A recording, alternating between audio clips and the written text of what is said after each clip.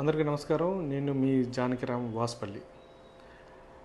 ప్రస్తుతం అభివృద్ధిలోని శరవేగంగా దూసుకెళ్ళిపోతుంది అని గొప్పలకు పోతున్న కూటమి ప్రభుత్వానికి ఒక ప్రశ్న. టీసీఎస్ అనే సంస్థ మీ హయాంలో వచ్చిందా? దయచేసి ఆత్మవిమర్శ చేసుకోండి. ఎందుకంటే గత ప్రభుత్వంలో ముఖ్యమంత్రి శ్రీ వైఎస్ జగన్మోహన్ రెడ్డి గారి హయాంలోని టీసీఎస్ ప్రతినిధులతో అప్పటి ఐటీ మినిస్టర్గా ఉన్నటువంటి శ్రీ మేకపాటి గౌతమ్ రెడ్డి గారు టీసీఎస్ సంస్థ ప్రతినిధులతో చర్చలు జరిపి టీసీఎస్ని ఆంధ్రప్రదేశ్కి రావడానికి కృషి చేయడం జరిగింది.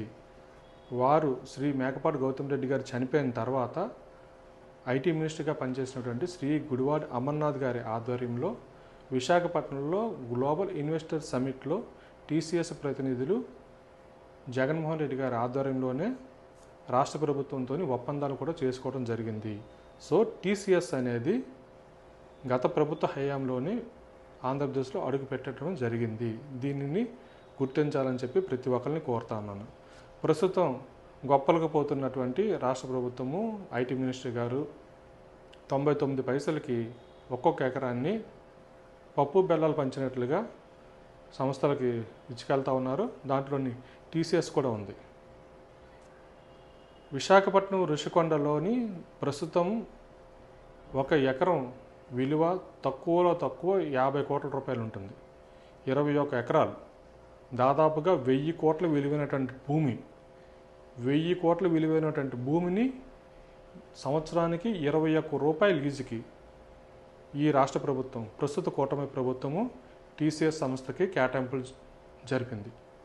టీసీఎస్ వల్ల దాదాపుగా 12,000 ఉద్యోగాలు వస్తాయని చెప్పి గౌరవ ఐటీ మినిస్టర్ గారు గొప్పగా చెప్తున్నారు.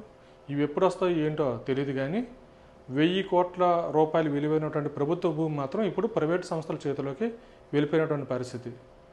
ఈ విషయం మీద రిటైర్డ్ ఐఏఎస్ అధికారిగా ఉన్నటువంటి ఏఎస్ శర్మ గారు ఇప్పటికే రాష్ట్ర ప్రభుత్వానికి లేఖ కూడా రాయడం జరిగింది. మీరు చేసినటువంటి ఏవైతే కేటాయింపులు ఉన్నాయో ఇవి చట్ట విరుద్ధము, సుప్రీంకోర్టు ఇచ్చినటువంటి తీర్పులకు విరుద్ధంగా, గతంలో ఉన్నటువంటి జీవోలకు విరుద్ధంగా మీరు కేటాయింపులు జరుపుతున్నారు. దయచేసి ఈ కేటాయింపులు నిలుపుదల చేయండి.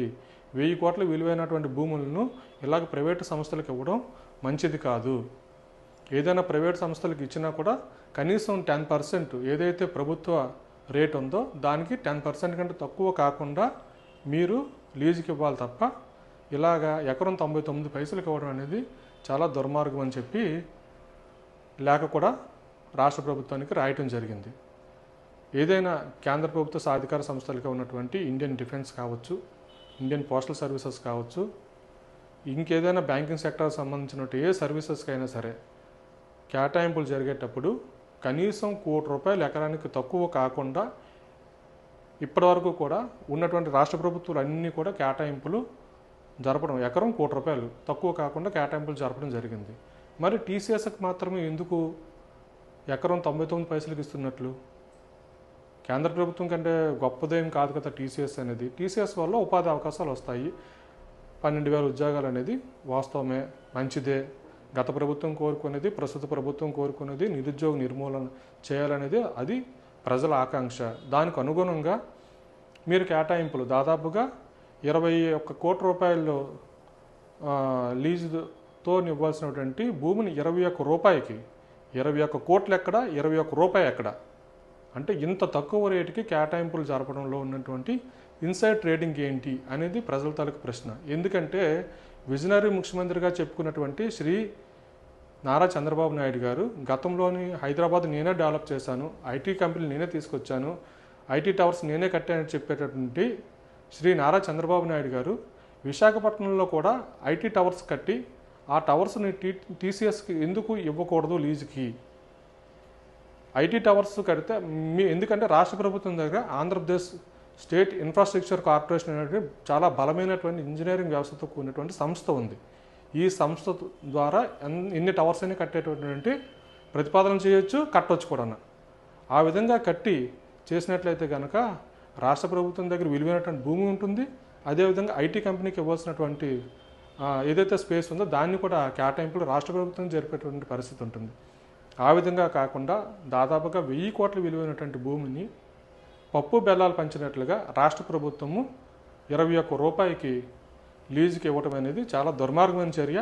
దీన్ని రాష్ట్ర ప్రజలందరూ దృష్టికి తీసుకొని వస్తున్నాము. ఎందుకంటే మొన్ననే లులు షాపింగ్ మాల్కి ఏ విధంగా అయితే 99 సంవత్సరాలు లీజుకి చాలా విలువైనటువంటి 2,000 కోట్ల రూపాయలు విలువైనటువంటి భూమిని అప్పనంగా కట్టిబెట్టిందో, ప్రస్తుతం టీసీఎస్ కూడా అదేవిధంగా కూటమి ప్రభుత్వంలో కేటాయింపులు జరుపుతున్నాయి.